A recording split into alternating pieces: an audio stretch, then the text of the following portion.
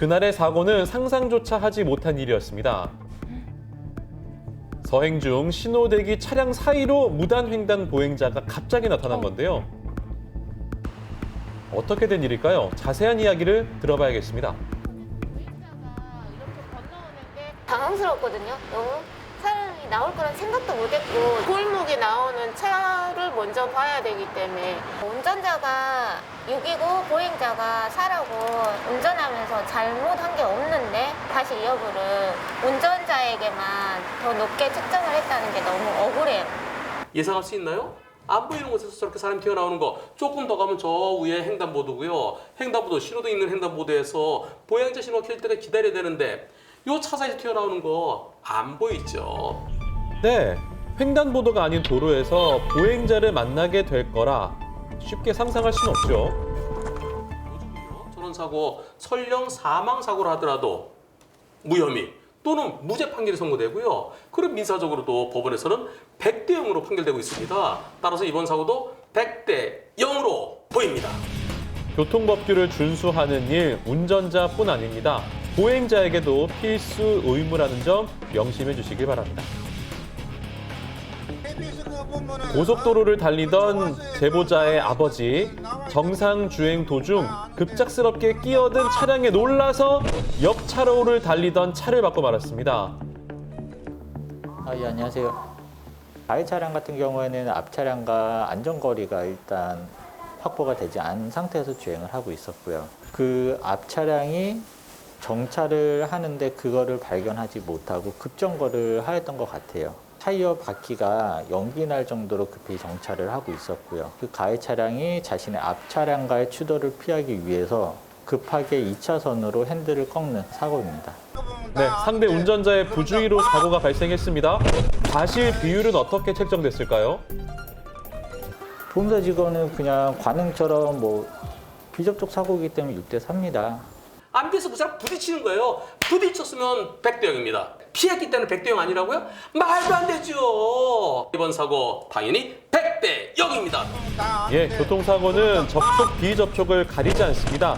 안전한 운행 습관만이 대형 참사를 막을 수 있다는 점 기억해 주시기 바랍니다. 네, 여러분 혹시 스텔스 차량 아십니까? 어둠 속에서 전조등을 켜지 않은 채 달리는 차를 스텔스 차량이라고 하죠.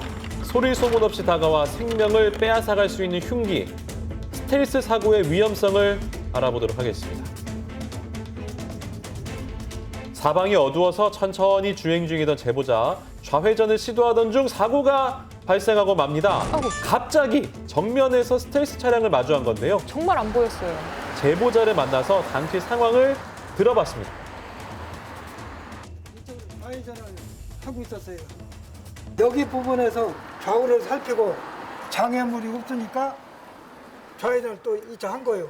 안개등이라도 켜졌다든지 뭐가 있었으면 아는데 여기서 전혀 식별할 수가 없었잖아요. 상대차가 전혀 보이지 않았던 제보자로선 대처할 겨를도 없이 발생한 사고였습니다. 이번 사고로 제보자 차의 수리비는 260만 원이 발생했고요. 트라우마도 남았다고 합니다.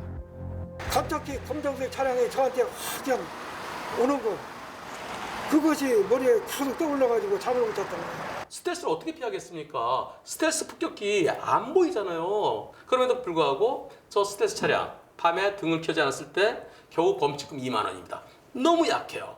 신호 위반보다 오히려 더 위험할 수가 있습니다. 또 다른 제보자도 마찬가지인데요. 스텔스 차량으로 인해서 위험천만한 사고가 발생한 겁니다. 1차로를 주행 중이던 제보자, 몸집이 큰 트럭을 우회하기 위해서 우회전을 시도하던 중 뒤에서 달려온 스텔스 차량과 추돌하고 말았습니다. 그냥 안이 벙벙한 거죠. 이렇게 큰 차를 못 볼 수도 있나. 저는 당연히 스텔스 차량이었기 때문에 백미러상으로 보이지가 않았고요. 죽는 줄 알았다고 말씀을 하시길래 물었습니다. 죽는 줄 알면서 심야에 라이트도 미등도 안 켜고 운전을 하느냐. 그러자 그분이 어처구니 없게도 내가 미등도 안 켰던가요? 그렇게 얘기를 하더라고요. 시야가 어려운 스텔스 차량은 대형 사고로 이어지기 쉽습니다. 그렇기 때문에 밤중 운전에 전조등 확인은 필수이자 의무인데요. 어느샌가 와 있는 거예요, 스텔스 차량이. 뭐 그래갖고 깜짝깜짝 놀라는 경우가 많았죠. 갑자기 튀어나오고 그러면 불성 없으니까 사고가 나죠. 한밤중에 라이트 끄고 달리는 거는 자살행위라고 봐야죠. 스텔스 차량의 위험성을 알아보기 위해서 실험을 진행해 봤습니다. 등화 장치가 정상일 경우 앞차와 안전거리를 두고 멈춘 반면 등화 장치가 비정상일 경우 안전거리를 확보하지 못하고 멈춥니다. 실제 도로 위 주행 중이었다면 추돌 사고로 인해서 생명까지 장담할 수 없는 상황이었습니다. 컴컴한 밤에 스텔스 상태, 전조등을 켜지 않은 상태에서 차를 달린다는 것은 내 목숨을 건 도박이나 다를 바 없습니다. 도로 위 생명을 위협하는 스텔스 차량, 운전자들의 철저한 안전 의식이 있을 때 안전한 대한민국을 만들 수 있습니다.